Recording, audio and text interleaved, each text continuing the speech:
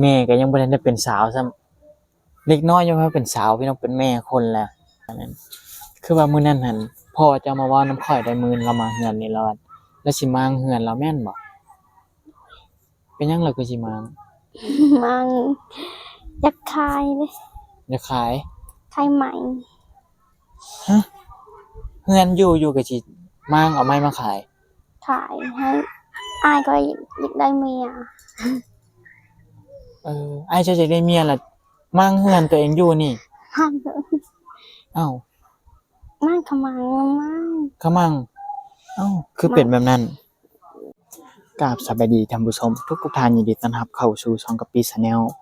มื้อนี้เฮาเดินทางมาที่เขตเมืองเซโปนพี่น้องอยู่บ้านกะลุกคือเก่าเมื่อกี้นี้ได้ไปหาพ่อน้องวันนากับแม่น้องวันนาอันนี้ก็พี่สิบ่สปอยคลิปคันเข้าไปเบิ่งเข้าไปติดตามเบิ่งพี่น้องว่าเป็นแนวใดคือน้องวันนาก็มีข่าวดีหั่นแหละของแม่น้องวันนานี่ย่างมาหาน้องตุ้มพอดีน้องตุ้มหาก็มาบ่ใจถ่ายแล้วเมื่อกี้นี่โอ้โหนี่มากันตำข้าว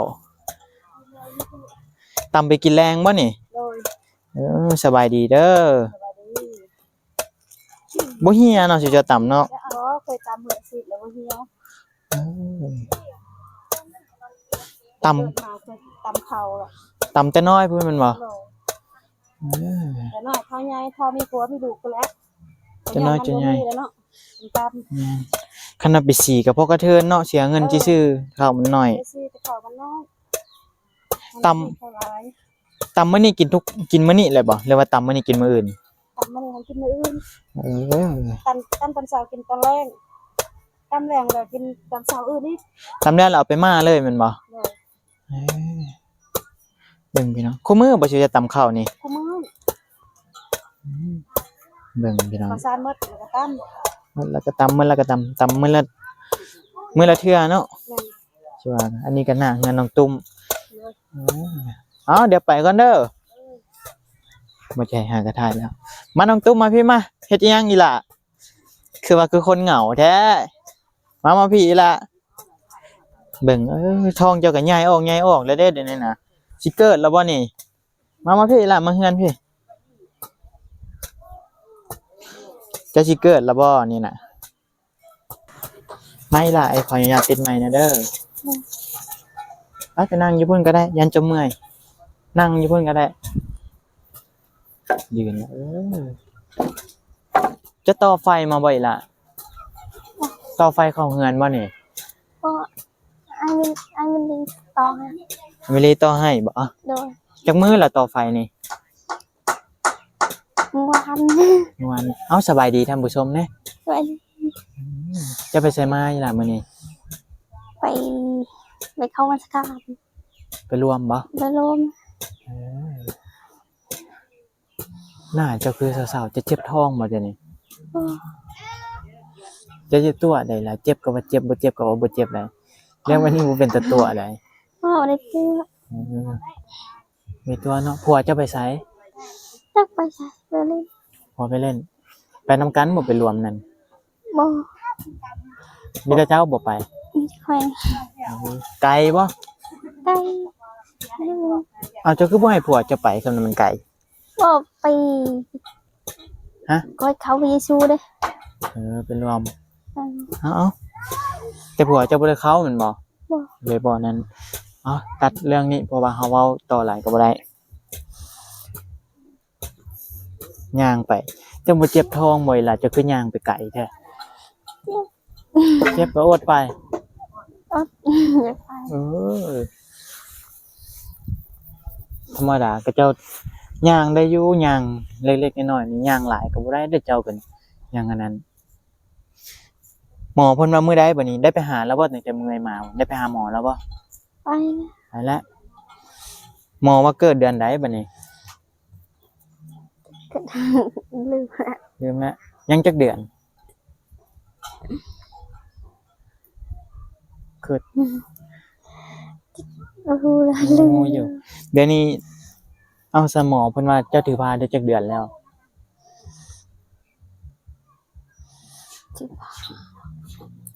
เจ้าอันอุ้มทองนี่จักมื้อแหละจักเดือนแหละฮู้อยู่บ่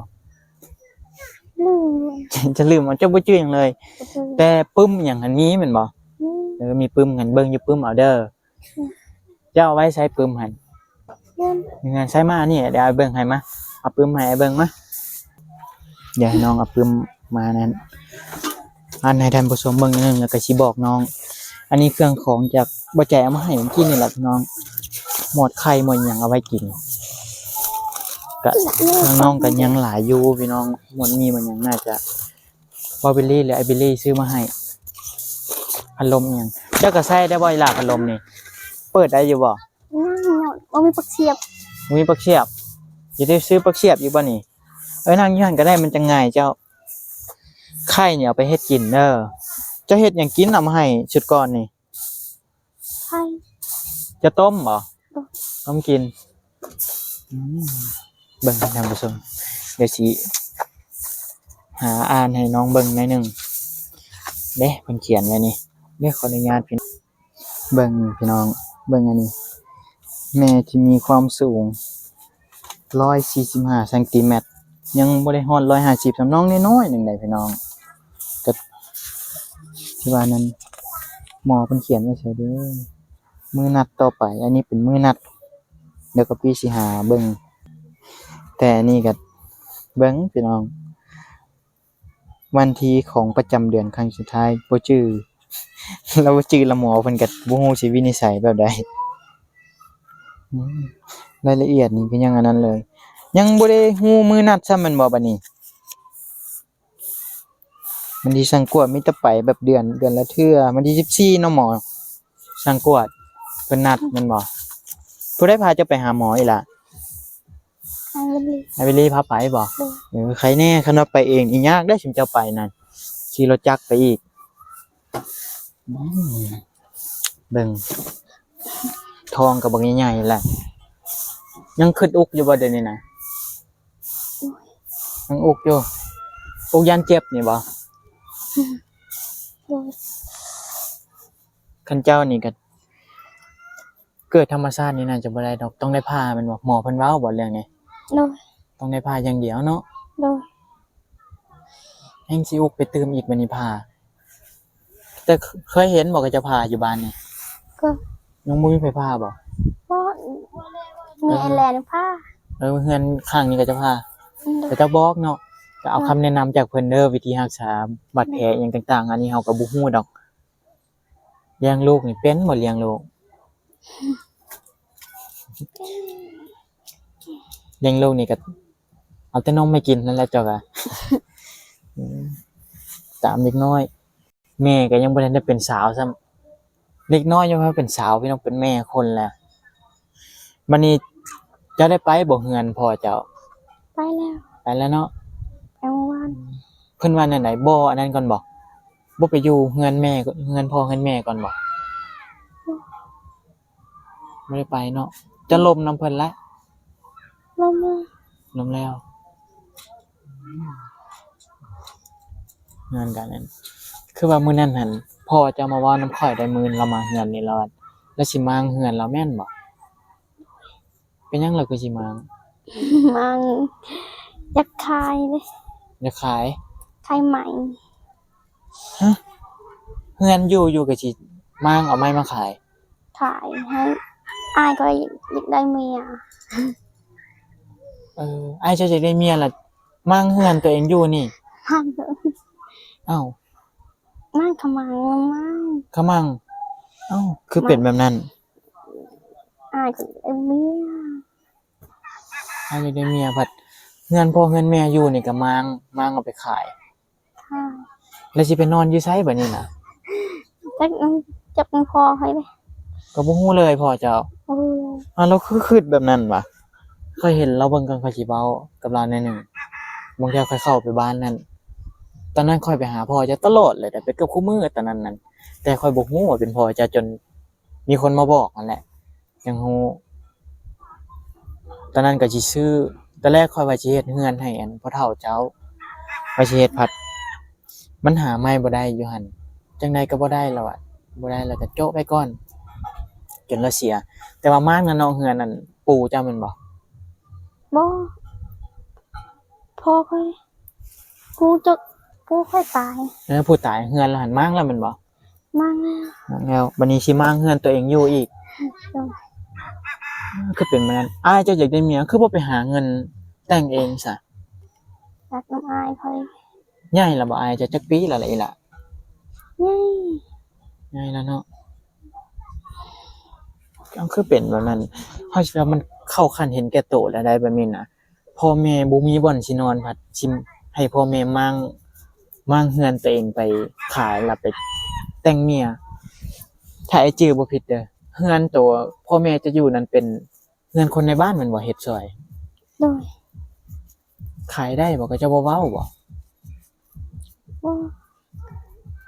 ยังบ่ได้ถามกับเจ้าแม่นบ่ว่าสิยังสิมาแล้วว่ามื้อใดล่ะสิมานี่ ได้เงินก็ ได้เงินก็จังสิมา โดย ทันบ่ได้กันว่าเฮามีแผนไปบ้านนั้นเนาะสิไปหาเพิ่นสิไปถามเพิ่นเรื่องนี้คือว่าเรื่องนี้มันเข้าขั้นเห็นแก่โตแล้วได้ล่ะบ่แม่นได้ต้องเว้าได้คันว่าเรื่องปกติหั่นถ้าคนสิเอาเมียก็ต้องหาเงินแต่งเอง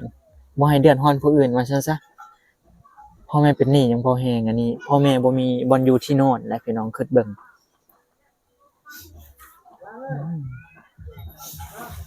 อายเจ้าก็มาหาเจ้าบ่อีหล่ะ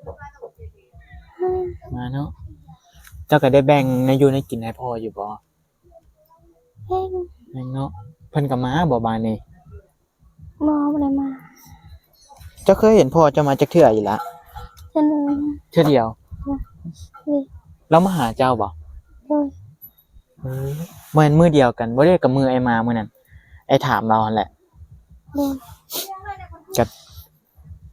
เจ้าก็แบ่งให้พ่อไปกินเพราะว่า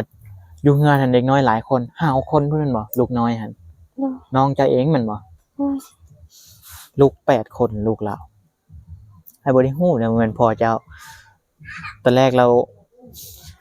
มาเว้ากับไอ้เรื่องอันโตเอาปึ้มสมนุกพ่อไปจำเอาโทรศัพท์หั่นนี่ก็ไอ้ก็บ่ฮู้ว่าเราคิดแนวใดเราคือไปเฮ็ดแบบนั้นก็หลายคนก็ติเราอยู่เพราะว่าเงินซื้อข้าวก็ยากแล้วเจ้าคิดบ่คิดนำพ่อคิดนำอ้ายอยู่บ่ โดย แต่ว่าตัวเองก็ยังเอาตัวเองบ่อยากรอดละก็แต่ยังหลักๆก็คือบ่วิลลี่ยังมาจุนเจือเพิ่นพี่น้องมื้อนี้เราเข้ามาหาเจ้าบ่ เมื่อวาน วันนี้เข้ามา โดย อืม มัน คือเครื่องอยู่แนวกินแบบนี้น่ะเจ้าเอาไว้ดีๆเด้อรักษาไว้ดีๆกินกับบริหารบ่แม่นว่าคนในบ้านนี่มาขอก็ให้จนเบิดบ่แม่นไหนล่ะคันเอาแบ่งก็แบ่งเล็กๆน้อยๆเทื่อเดียวแล้วก็แล้วแบ่งทุกมื้อบ่ไหวแบบนั้นน่ะ เจ้าไว้กินเจ้าผัวเจ้าก็ได้ไปเฮ็ดเวียกบ่เดี๋ยวนี้น่ะ ไป ให้นำไปรับจ้างบ่ โดย เออแค่แต่ยังไม่ไปบ่อยากไปเวียกกับผัวแล้วติบัดนี้น่ะบ่ไปเนาะ เหนื่อยเกิน บอกน้องแล้วย่างหลายก็บ่ดีเด้ถือผ้าอยู่ ไปก็บ่แม่นไกลๆบัดนี้ไปบ่ไกลๆมันว่าเอาจักโมงผัวเจ้าสิมานี่ล่ะ เราเมื่อแล้วเราไปอีก เมื่อแล้วไปอีกอืมไผนึ่งข้าวให้กิน เคยนึ่งนะ เจ้าบ่นึ่ง โดย ยังบ่ทันนึ่งบ่มื้อนี้น่ะ ยัง ยังจังไหนจะหานึ่งข้าวซะเด้อมาแล้วบ่ข้าวน่ะ มา เอาอีหล่าไอ้เบิ่งเจ้าคือเจ็บท้องจะไปเจ็บบ่ ก็อะไรเจ็บ น่าจะคือหน่อยข้างแน่แท้เอามื้อแลงสิเฮ็ดหยังให้ผัวกินซะอุกบ่ได้กินหลายก็อุกบ่ โดย มันหลายอันกินก็อุกพี่น้องบ่มีแฮงอุกใดล่ะคนบ่มีนี่ต้องได้ไปหาจักสิหาเงินซื้อข้าวจักสิหาเงินซื้ออีหยังอันนี้ไอ้มาแวะถามเจ้าเล็กๆน้อย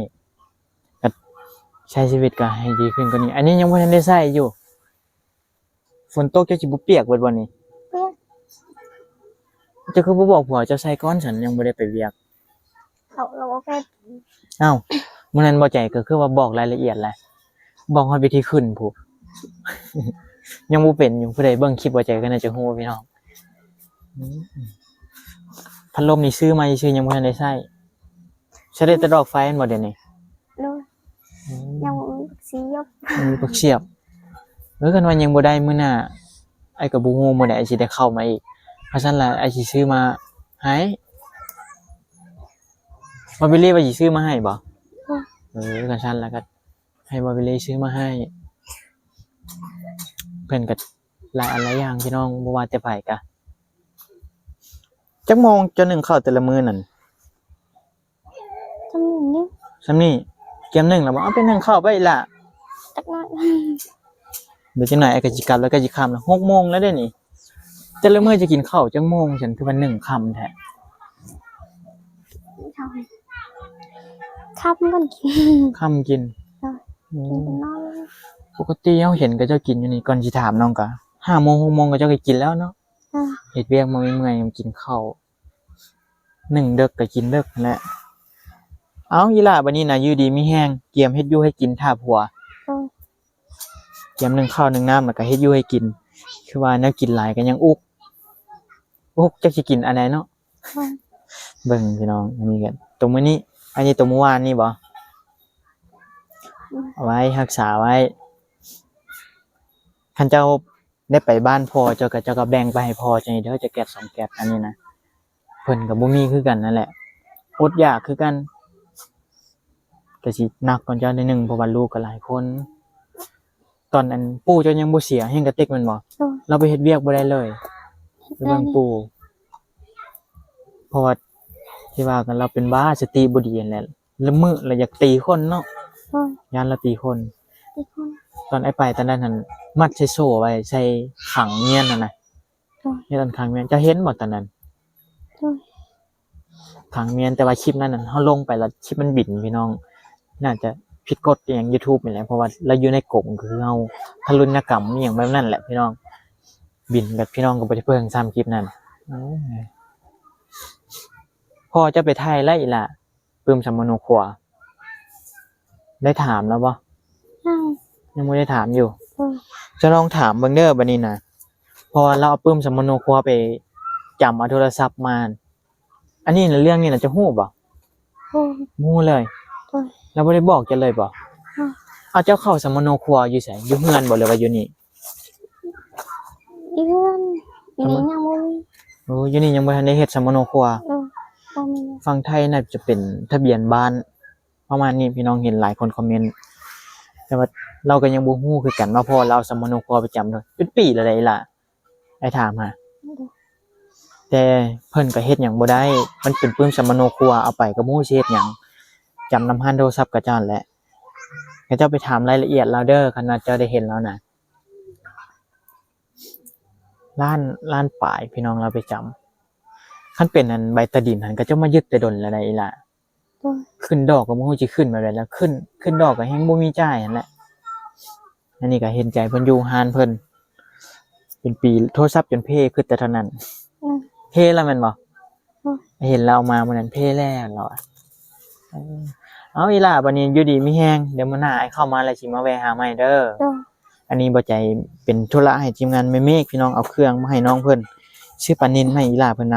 ำเฮ็ดปานินซะมื้อนี้น่ะยันมันนานๆยังมันตายแล้วมันสิเน่าถ้าหมอนัดหมอหยังก็เกียมไปปาดยังคิดอุกอยู่เอาอยู่ดีมีแฮงสุขภาพแข็งแรงไปก่อนเด้อสบายดีอีหล่ะ สมัยนี้ เบิ่งแม่พี่น้องมันตุ่มก็จักอุกเรื่องอีหยังเล็กน้อยมีแต่ความคิดเพราะว่าเราบ่ฮู้สำหรับพี่น้องว่าพ่อเราเอาสัมมโนครัวไปจับมันเมื่อนั้นก็ปีเห็นพ่อเรามาแล้วก็ว่าพ่อเรามาแต่เทื่อเดียวนั่นแหละเฮาก็บังเอิญมื้อที่ก็ปีถ่ายคลิปแล้วนั่นแหละแล้ววันเรามาซื้อบักขามมื้อนั้นมาซื้อส้มบ่ได้ฮู้ได้ตอนนั้นว่าเป็นพ่อของน้องตุ้มมันจนมีคนมาบอกพี่น้องอันนี้ได้ย่างกลับไปเพื่อนนั่นพ่อน้องวันหน้าเพราะว่า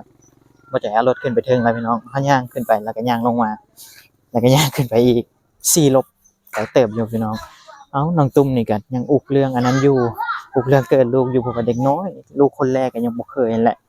อันนี้ก็เป็นคำแนะนำเฮากับพวกน้องได้ว่าคันบ่จำเป็นก็บ่ต้องเอาหลายปานใดให้ลูกนะคันว่า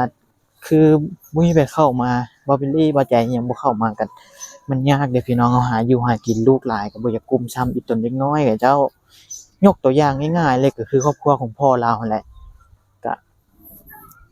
ลูก8 คนก็ทุกข์นั่นแหละพี่น้องบ่มีอันสิกินยากบัดนี้พัด